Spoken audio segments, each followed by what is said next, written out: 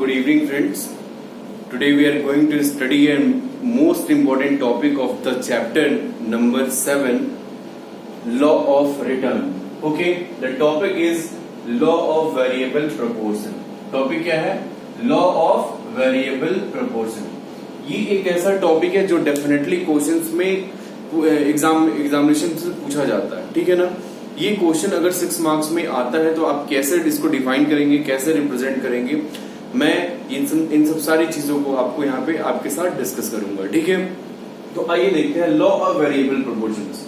आपको ये जितना मैंने नोट्स लिखा है सब सारा चीज नोट करना है, क्योंकि ये कोई भी ऐसी फालतू चीज इसमें नहीं लिखी गई है. बिना बुक के अगर लॉ ऑफ वेरिएबल प्रोपोर्शन पूछा जाता है, आप इन सारी चीजों को लिखते हैं, डेफिनेटली आप पूरे के पूरे मार्क्स पाएंगे.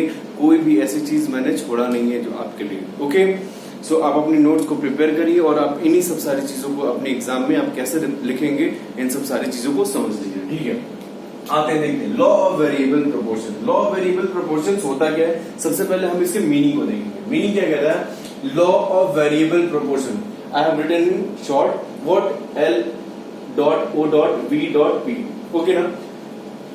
Law of variable proportion states that कहता क्या है? It's short run period concept. क्या है? It's short run period concept. क्या कहता है? It's short run period concept. मतलब इस law of variable proportions को हम short run में यूज करते हैं, जहां हमारे पास बहुत ज्यादा एक डेफिनेट टाइम पीरियड नहीं, एक डेफिनेट टाइम पीरियड ही होता है, उससे ज्यादा टाइम पीरियड नहीं होता.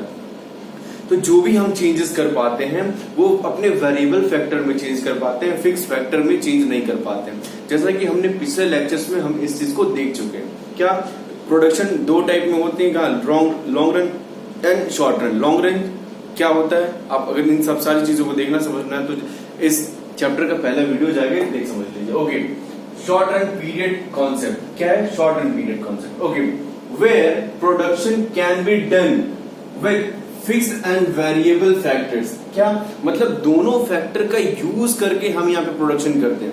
वेयर क्या लिखा है? फिर से समझिए. Where production can be done with the fixed and variable factors and keep other input fixed. और जो भी फैक्टर्स होते हैं वो क्या होते हैं? उनको फिक्स रखा रहता है. बस क्या होता है? फिक्स मतलब land and variable means labour, means according to the quantity of the commodity. ठीक है ना. हम क्या करते हैं? लेबर बढ़ा के अपने प्रोडक्शन को इंक्रीज कर देते हैं और लैंड को फिक्स रख के रहते हैं. ठीक है ना. चलिए, तो क्या है? और बाकी के जितने इनपुट्स हैं उनपे कोई भी किसी भी प्रकार का चेंज नहीं होता है. इस चीज को ध्यान में रखिएगा. क्या? And fix and variable factors and keep other input fixed. Okay, keep other input fixed. The initially production increases at increasing rate but eventually at a diminishing rate. ठीक है ना. लेकिन क्या होता है कि प्रोडक्शन इंक्रीज होता है इनिशियली. जब हम इन चीजों को करेंगे शॉर्ट रन में तो क्या करेंगे? ये इनिशियली प्रोडक्शन क्या करेगा? इंक्रीज करेगा. वो भी कैसे? बढ़ते हुए दर से, इंक्रीजिंग रेट. ओके, लेकिन आगे चल के क्या होगा अभी हम इसको डायग्राम में यहाँ पे समझेंगे. आगे की लाइन आपको नहीं समझ में आ रही होगी. ओके, तो आपको मीनिंग क्लियर हो गई होगी. लॉ ऑफ वेरिएबल रिटर्न क्या होता है. ठीक है ना. अब देखिए इसके एजम्पशंस को देखते हैं. Assumptions are most important thing which express the law. Okay, so it's most important thing whatever you have to write in your examinations. Okay, assumptions क्या है? पहला assumptions क्या है? It's technology will be remain same. क्या है? Technology में किसी भी प्रकार का कोई भी चेंज नहीं होगा. मतलब जो टेक्नोलॉजी हम लोग फॉलो कर रहे हैं, अडॉप्ट कर रहे हैं, उसी टेक्नोलॉजी को यूज करेंगे और किसी भी टेक्नोलॉजी को हम यूज नहीं करेंगे. Second, based on short. ये जो लॉ है वो शॉर्ट रन, ये जो लॉ है वो किस पे बेस्ड है? शॉर्ट रन की कंडीशंस में ही बेस्ड है.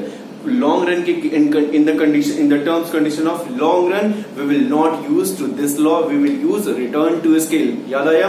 return to factor and return to scale. Okay, see here. Third, variable factors are combined with the fixed factor. In this conditions the variable factors and the fix factor both are combined, मतलब क्या होता है, assumptions क्या है कि इन दोनों मिलके productions करते हैं। लैंड तो करता है, लैंड के साथ साथ हम लेबर का भी यूज करते हैं। Land as a fix cost रहेगा और जो मेरा लेबर रहेगा वो वेरिएबल फैक्टर रहेगा, और दोनों को मिला के हम क्या करेंगे, प्रोडक्शन करेंगे। Okay, next, all variable factors will be efficient, मतलब जो भी हम लेबर यूज करेंगे, variable factor means whatever labour we are using that will be efficient labour, मतलब कामचोर नहीं रहेंगे, मतलब क्या काम करने वाले नहीं रहेंगे, वो क्या करेंगे, वेरी एफिशिएंट एंड इफेक्टिव रहेंगे। तो इस तरीके से ये एजम्पशन नंबर 4। पांचवा, this law implies on production, और हाँ ये जो लॉ होता है वो प्रोडक्शन पे इंप्लीमेंट होता है, कंजम्पशन पे इंप्लीमेंट नहीं होगा। तो ये हमारे 5 एजम्पशंस होंगे, इनको आप अच्छे से अपने नोट्स में लिख लीजिएगा। अब आते हैं, देखते हैं डायग्राम। डायग्राम क्या कहता है, पहले इसको हम बनाएंगे शेड्यूल, शेड्यूल को समझेंगे, उसके बाद हम आएंगे डायग्राम पे। ओके, तो डायग्राम पे मेरा देखो, डायग्राम पे क्या है, 1 2 3 4 5 6 7, देयर आर 7 यूनिट्स, क्लियर है, 1 2 3 4 5 6 7 यूनिट। ओके, लैंड क्या है, लैंड मेरी क्या है, फिक्स फैक्टर रहेगी, लैंड मेरी क्या है, फिक्स फैक्टर रहेगी, दैट विल बी फिक्स्ड। तो देखिए यहाँ पे लैंड क्या है, फिक्स्ड है, 1 1 1 1 इन ऑल कंडीशन। हम बार बार तो लैंड खरीदेंगे नहीं, अपनी ऑफिस अगर बना लिए प्रोडक्शन के लिए तो हम दोबारा ऑफिस तो खोलेंगे नहीं। तो क्या है, हम जो भी प्रोडक्शन करेंगे वो क्या करेंगे, एक मेरा जो लेबर खरीद लिया उसी लैंड पे हम बार बार अपने लेबर्स को लगाते जाएंगे। ओके, अब देखिए labour according to the capacity हम क्या करेंगे, 1 2 3 लेबर एक एक बढ़ा रहे हैं, एक एक लेबर को हम क्या कर रहे हैं, इंक्रीज कर रहे हैं। आप देख रहे हैं लेबर बढ़ रहे हैं। ओके, अब देखिए एक लेबर बढ़ रहा है कितना, तो 10 यूनिट एमपीपी। एमपीपी का मतलब मार्जिनल फिजिकल प्रोडक्ट, ठीक है ना। टोटल टीपीपी का मतलब टोटल फिजिकल प्रोडक्ट, मतलब कितना फिजिकल प्रोडक्ट यूज हो रहा है। एमपीपी मतलब मार्जिनल मतलब 1 एडिशनल यूनिट, यानी एक लेबर कितना प्रोड्यूस कर रहा है, 10 यूनिट्स कर रहा है। कितना कर रहा है, 10 यूनिट्स कर रहा है। ओके, तो दूसरा लेबर कितना कर रहा है, 20, यानी देखिए एक लेबर कितना कर रहा है, 10, और दूसरा लेबर कितना कर रहा है, दूसरा लेबर कितना कर रहा है, 20, ठीक है ना। तो टोटल प्रोडक्शन, अब टोटल प्रोडक्शन की बात करते हैं तो देखिए एक लेबर 10 कर रहा है, लेकिन 2 लेबर जब आ रहे हैं, 2 लेबर आ रहे हैं तो अचानक से प्रोडक्शन बढ़ जा रहा है।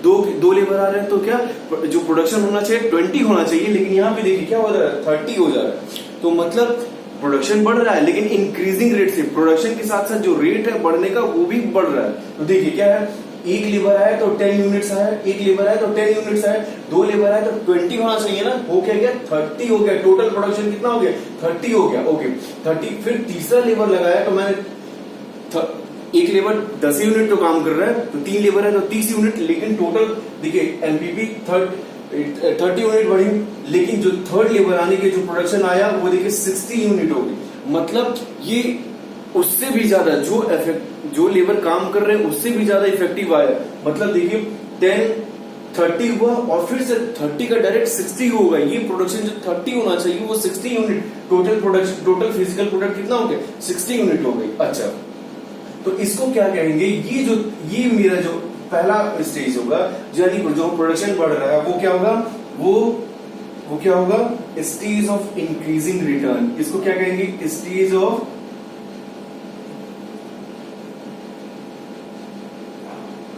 Increasing return. ओके, अच्छा दूसरा, अब देखिए क्या है, अब देखिए 4 यूनिट बढ़ाया तो प्रोडक्शन बढ़ रहा है, ये नहीं प्रोडक्शन तो बढ़ ही रहा है।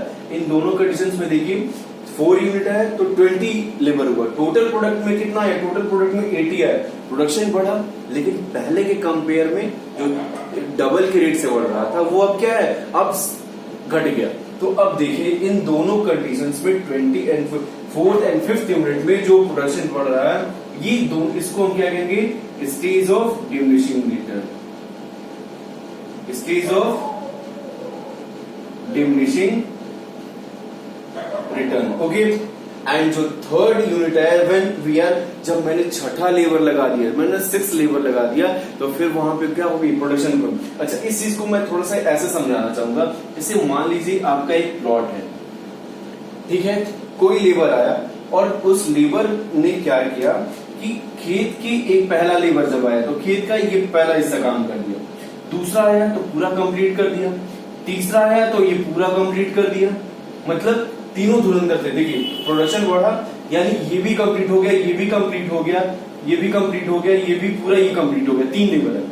लेकिन जब चौथा लेवल आ रहा है तो बढ़ तो रहा है, लेकिन वो कहां तक बढ़ा, बस इतना ही तक बढ़ा, ये थोड़ा सा बढ़ा, 4th लेवल आया।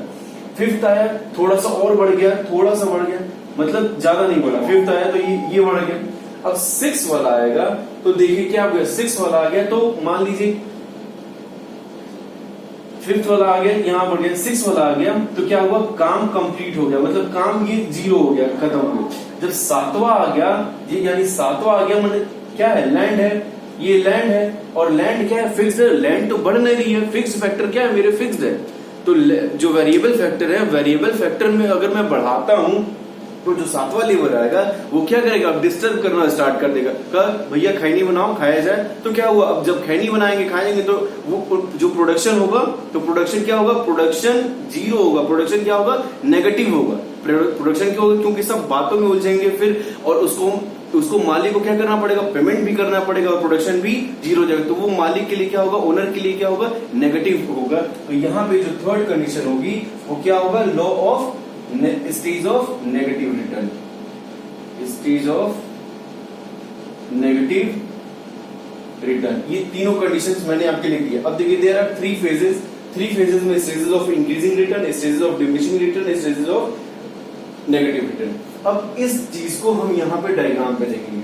अब जैसे मैंने देखिए आप लोग के लिए बना दिया है वाई एक्सिस और एक्स एक्सिस। एक्स एक्सिस पे हम लेंगे क्या, आउटपुट। आउटपुट का मतलब ये जो नंबर हम आउटपुट कर रहे हैं वो देखिए 1 2 3 4 5 6 लिखिए, ठीक। अब हम इस वाई एक्सिस पे लेंगे क्या, एमपीपी एंड टीपीपी, यानी ये दोनों लेंगे, क्लियर ना, इन दोनों को हम यहाँ पे लेंगे। अब देखिए यहाँ पे क्या, फर्स्ट आउटपुट, यानी पहले आउटपुट पे क्या है, एमपीपी और टीपीपी बोथ आर इक्वल, मतलब दोनों 10 के 10 है। देख लीजिए ये भी 10 है और ये भी 10, किसी को कोई problem, both are the same, okay. When we are producing second output means the MPP is 20. MPP क्या है, 20। देखिए यहाँ पे MPP आ गया 20 पे, लेकिन TPP 30 हो गया। TPP क्या हो गया, 30 हो गया। अब देखिए TPP क्या हो गया, 30 हो गया। दूसरे आउटपुट पे ही MPP 20 और TPP 30। तीसरे आउटपुट पे एमपीपी कितना हो गया, 30 यूनिट हो गया। तीसरे आउटपुट पे एमपीपी कितना हो गया, 30 यूनिट हो गया, देखिए हो गया। एंड जो टीपीपी हो गया तीसरे यूनिट पे कितना हो गया, 60 यूनिट हो गया। 60 यूनिट यानी यहां चला आया, क्लियर, ओके। अब देखिए फिर क्या है, 4th यूनिट पे टीपीपी कितना चला गया, 80 यूनिट्स। टीपीपी कहां चला गया, 4th यूनिट पे ये रहा, ये देखिए ये जाएगा यहां और यहां पे कहीं आपको मिलेगा 80 यूनिट्स। और 4th यूनिट पे आपका एमपीपी कहां गया, 20 यूनिट्स। 4th यूनिट पे एमपीपी कहां गया, 20 यूनिट्स, यानी फिर यहां आ गया एमपीपी, ओके। अच्छा 5th यूनिट पे 90 होगी, 5th यूनिट पे यानी 90 हो गई, ये आ गई। 5th यूनिट पे देखिए 5th यूनिट ये है और यहां कहीं ये बनेगा डायग्राम। और 5th यूनिट पे ये कहां चला गया, 10 चला गया। 5th यूनिट पे ये 10 ये चला है एमपीपी, ठीक है ना। अब देखिए 6th यूनिट पे 0 हो गया। 6th यूनिट ये है, 6th वाली यूनिट ये है, ओके। अब 6th यूनिट पे क्या हो गया, एमपीपी 0 हो गया। लेकिन जो 6th यूनिट पे टीपीपी हो गया वो क्या हो गया, टीपीपी क्या हो गया, 90 का 90 ही रहा, सेम रहा, स्थिर हो गया, ओके। अब 7th यूनिट में ये घट गया और आ गया 80 पे। और 7th यूनिट पे ये कहां चला गया, ये देखिए 7th यूनिट जब ये जाएगा यहाँ पे, ये तो इधर तो ये नेगेटिव हो जाएगा और ये 10 ये यहां चला जाएगा। तो अब इस सारे पॉइंट्स को हम मैच कर देंगे और उसके बाद देखते हैं। सबसे पहले क्या, यहां से देखते हैं, स्टार्टिंग करते हैं।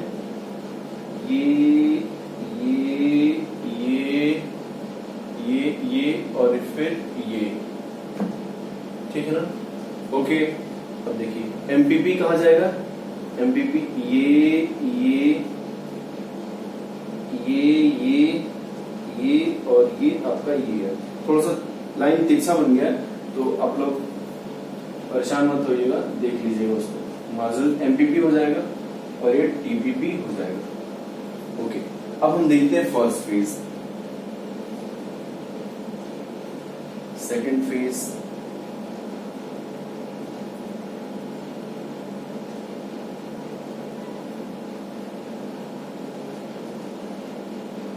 एंड ये थर्ड फेज। ठीक है ना? ये क्या है? First phase, second phase and third phase. Okay, ये इंक्रीजिंग रिटर्न। अब देखिए कैसे प्रोडक्शन बढ़ रहा है, वो भी टोटल प्रोडक्शन इंक्रीजिंग रिटर्न से बढ़ता जा रहा है। सेकेंड फेज में क्या है? सेकेंड फेज में क्या है? टॉप पे हम maximum production we are getting, मतलब हम नेगेटिव में नहीं है, क्या है? हम maximum production we are doing. इस स्टेज पे क्या हो गया? ये मैक्सिमम प्रोडक्शन का लाइन है, आप लिख देंगे मैक्सिमम प्रोडक्शन। ओके, और थर्ड फेज में ये क्या हो जा रहा है? नेगेटिव हो जा रहा है, law of negative return. Okay, ये क्या हो जाएगा? लॉ ऑफ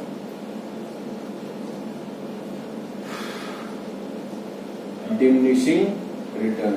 ओके, सो ये इस तरीके से हम इसको कोशिश करके इन डायग्राम को बनाएंगे।